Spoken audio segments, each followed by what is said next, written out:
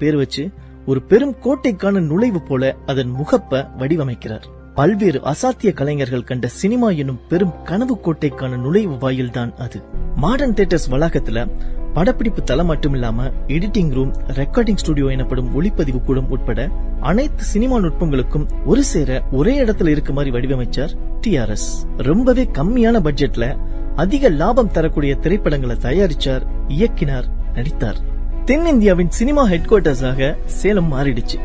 எண்ணற்ற பல சாதனைகளை இன்று இருக்கும் தொழில்நுட்ப வசதி எல்லாம் அப்போது இல்லாத பொழுதே மாடர்ன் தியேட்டர்ஸ் ரொம்ப சாதாரணமா செஞ்சு முடிச்சிருக்காங்க. வரிசையா சொல்றேன், எத்தனை ஆச்சரியப்படுத்தும் விஷயம் இருக்குன்னு பாருங்களேன். சதி அகல்யா என்கிற படம் தான் முதல் திரைப்படம் மாடர்ன் தியேட்டர்ஸ்ல. அன்றைய காலகட்டத்துல ரசிகர்களின் கனவு கண்ணியான சிங்களத்தைச் சேர்ந்த தவமணி தேவி தான் கதாநாயகியா நடிச்சிருக்காங்க. ரசிகர்களிடம் பெரும் வரவேற்பை பெற்று வெற்றி படமாக அமைந்திருக்கு. 4 மாநில முதல்வர்கள் தங்கள்